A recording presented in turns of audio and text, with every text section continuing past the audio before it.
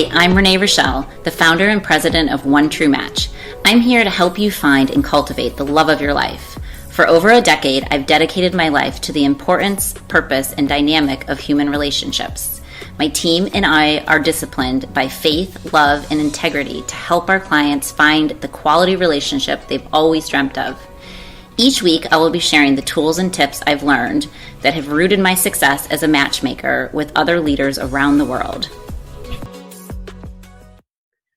Hello, loves. Welcome back. We are going to talk about one of my favorite lines of all time. And if you haven't heard Renee say this word before, this word or sentence before, you don't know who well enough. Yeah, and you haven't listened to enough of our podcasts in the last year and a half that we've been doing this. That's very true. So the topic we're going to talk about today, because I feel like everybody constantly says, Renee, you have to talk about this, you have to talk about this, is couch talk. It is one of my golden 5 rules that I teach throughout my course and just train people in general. When we're talking about it, our team does it. We do it in our own family lives. It's something that is for dating, engaged, and married couples. I mean, it's primarily focused for like the dating and engaged to just get your wheels turning on a methodology that works. But this has also worked for a married couple. So couch talk is what we're going to talk about today. And we have so many of our couples that now put this into practice, even literally after month 2 or 3 of being together. Because if you haven't heard us speaking on a lot of these areas, we stay with our couples. We are all about building a community and a village of healthy relationships. And it all begins with mastering couch talk. Yeah. And it's pretty much what the word says. It is couch talk. You sit on the couch or wherever it may be. Maybe if the couch is not a good place for you, I don't know. But sit at somewhere that's comfy, cozy, not business transaction like. Don't sit at your your dining room table, because then that's not the environment of what couch talk is. Couch talk is somewhere that's safe, that's gonna stay secure, distraction free. It's literally that time when you think about it, when you first meet somebody and you're starting to date, all you want to do is snuggle up on the couch and talk and look into each other's eyes and have these endless conversations of your love for one another in life. And you talk about everything. You plan trips, you do all these amazing conversations on the couch with somebody you love. I think that even like when you go to a coffee house or you go to all these lounges now or restaurants or whatever, you can either sit on a chair or there's a couch. Yeah. And the couch is always more of that, like, oh, let's snuggle up together, honey, or let's be close, or you can just be more engaging with even like, a friend on a couch opposed to like a table setting, right? Well, and it's like when you're sat in a chair, we're sat in chairs right now. It's very like, we should have done this on the couch. I know, we should have. That when you're on the couch, you feel much more relaxed. There's much more room for everyone to say what they feel, and it's more of that cozy, exciting, but also if it is a serious conversation, that it's more of a comfortable environment. Absolutely. So part of couch talk, which was designed as obviously a practice of something to do, is all about hearing your mate. And not only hearing your mate, but also not thinking through what you want to say before your mate finishes. So we all have that quick tendency to be like, whatever they're saying, I know personally that there's always like a squirrel running around and I'm quick to be like, oh, wait. And then you interject and then something else comes up. But I've had to learn over the years, which created couch talk, is to slow down, to listen, to be present, distraction free, which also means no pets, no dogs, no phones, no alarm clocks, nothing that's going to distract or disturb you. No television. From this one-on-one, looking into each other's eyes and literally holding hands and just having that plug-in, I say, of communication and connection. And it literally goes back to the very formative years when you first started dating. So we encourage our couples that have been married now for well over 10, 15 years or more, and even couples that we work with that have been married for 20 or 35. My parents are prime examples of doing couch talk after 55 years of even being married. And it's so important that you kind of go through what we have a course on for the dating, engaged, and married couples on couch talk, is talking about things in this order or however you want to do it, but are off the day-to-day routine where you literally plug into one another and say, how are you feeling? Like, how are you doing emotionally? What can I do better in this relationship to satisfy? I say this for men to say to women all the time. What can I do better to improve like your expectations that you have in this relationship or even this month? Because I encourage people to do couch talk at least monthly. At least, I mean, every 2 weeks is honestly Right. to really make your relationship thrive. Strong, right. And I mean, I know I'm always like, do a date night at least once a week. Like, and that means really truly do a date night. Yeah, I love the rule 2-2-2. Every 2 weeks you go on a date night. Every 2 months you go on a weekend away, and every 2 years you at least go on a 2-week vacation together. I love that. And it's simple, and it's like a 2 weeks vacation every 2 years is not impossible. And make it a thing. And this is just you two, no kids, no nothing. Yes. So, and if you do have children, maybe 2 weeks is a stretch, maybe it's a 10 days a week, but I love that rule of the 2-2-2. Yeah, I love that. That's so true. And the things that you want to talk about that a lot of times people are like, okay, well, what do we say after so many times of doing this? Like, it's like, you never want something to become so routine that it's not fresh and spicy and fun. And so some of the topics we talk about when we talk about mastering the gift of couch talk is talking about trust, talking about love, talking about truths, which are things that maybe sometimes we mask and we hide behind, talking about giving and respecting. Yeah. And if you go off on those, like, topics in general and take one at a couch talk, you're like, okay, let's talk about trust. Are we both at a place where, we're forever doing things to build trust in our relationship? Yeah. And when it comes to couch talk, it doesn't mean that there's things going wrong. Just like Renee mentioned, trust. It doesn't mean that none of you don't trust each other.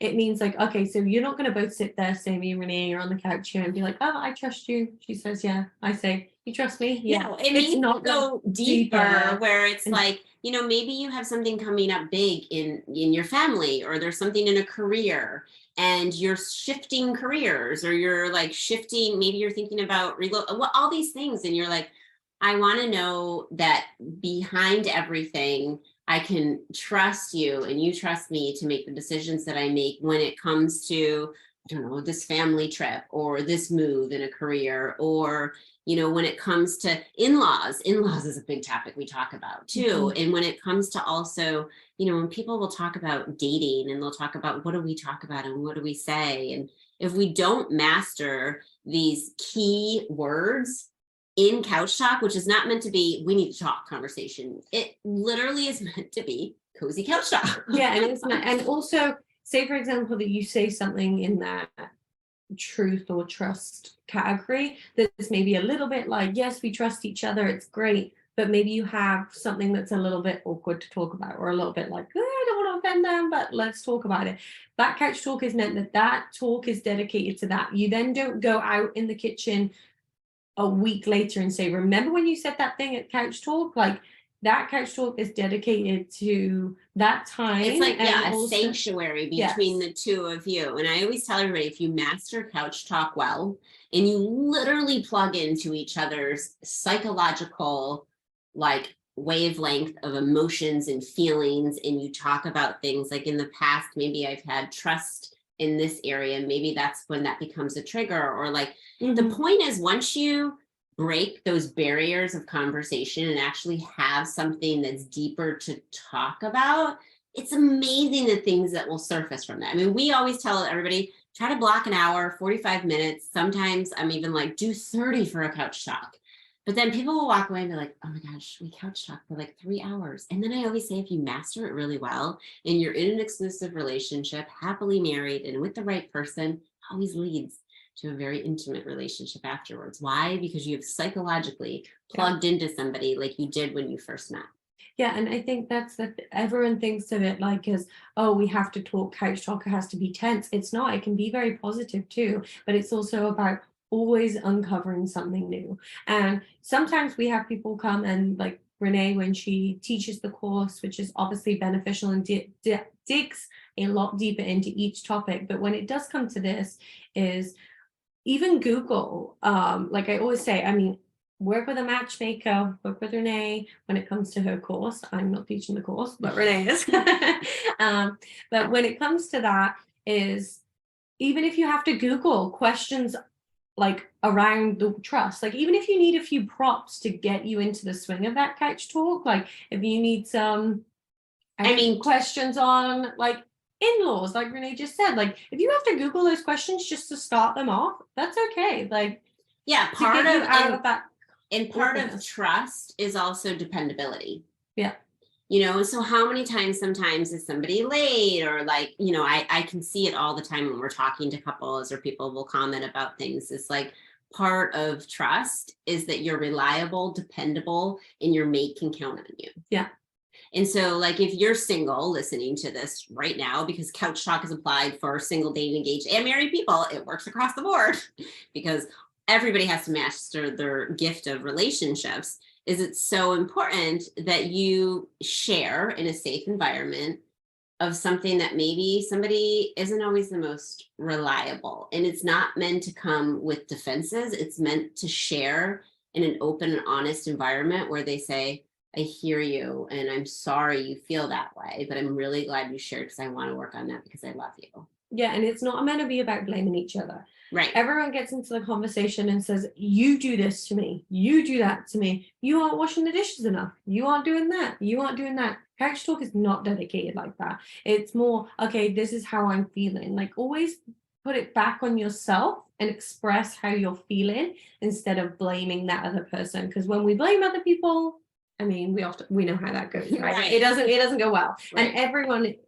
everyone turns defensive. But also, like in one of the categories of giving, one thing that's also like I think is very important, that everyone says a relationship should be 50-50. No, it should be 100-100. But sometimes it might be when the other person is maybe feeling low, when work's a lot for them. Maybe then it's 70-20, you know, like there's different roles in your life that someone is going to have to give more. When people have children, when people create a family, you know, with very often, I mean, just say like a mom, I don't know, you know, the mom's just given birth, then the hope is that the husband is going to give a little bit more that, you know, during that time of life. So I think that's also important, is to, there is stages of life where someone's going to might give a little bit more than the other person, and it's to be on the same page with that. Right. And there's a book that I love. It's called Covenant Marriage by Gary Chapman. And I remind people to kind of read that in the beginning when you're single, dating, engaged, or married.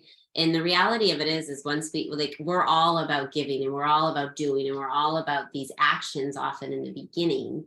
And then sometimes you get so comfortable and you get so much into routine, which then turns into the tit for tat.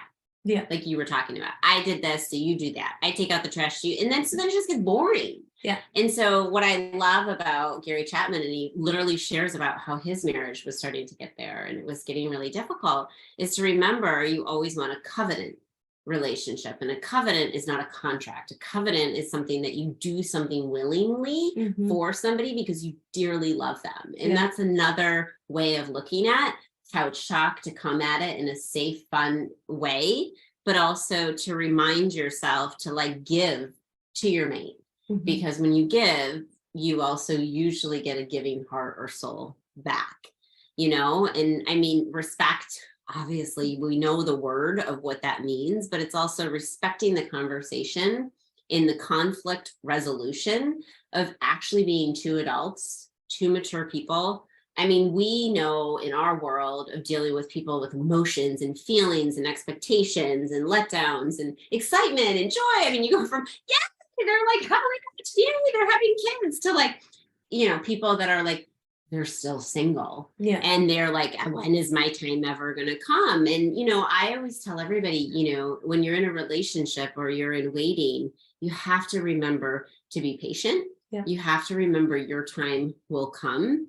And it's so important that you respect your mate, just like you did when you were either single, even when you're married for many, many years, but that you have that comfort level of like the respect for each other. And I think that's another part of Couch Talk, is really designed to plug into each other's hearts because you respect each other. Yeah.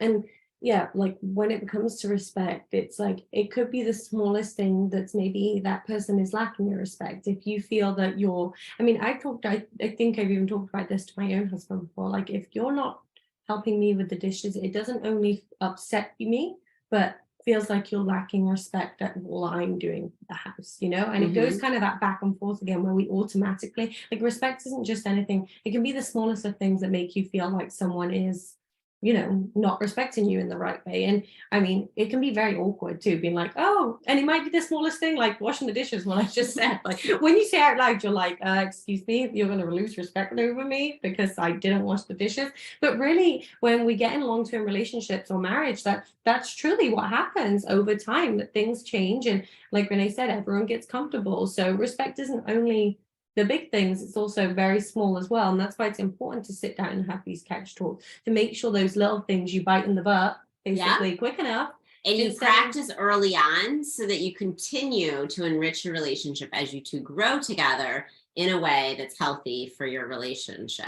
So I hope this is somewhat of an explanation of couch talk, and I challenge you to obviously dive more into your mate, into yourself, to know how to communicate if you're single and patiently waiting for the right person, but also to practice it if you're single, like with your friends. Have couch talk conversations with your friends to get into rhythm of that. Yeah, and this is overall a great communication thing for everyone. So whether you do this with friends or in a relationship, of course, you know, what we just focused on was marriages and relationships, but also do this with friends, because it's only going to make your relationships thrive and work in the same direction. Right, exactly. So we hope you have found this beneficial, and I challenge you to put on your calendar with either a friend, a mate, a significant other, to put it on your calendar, just put couch talk. So it's something everybody looks forward to. They're kind of ready to plug into one another, and you never have to have that we need to talk conversation, so that it's light,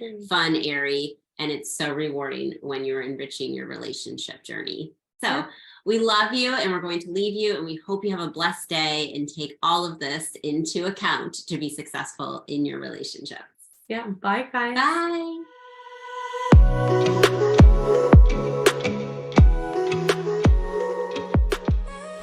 It's been another great talk on this episode of One True Talks by Renee Rochelle. I look forward to our next chat. Please write in your questions and comments so I can be sure to talk about whatever it is you want to discuss in our next upcoming episode. Lots of love. God bless. XOXO.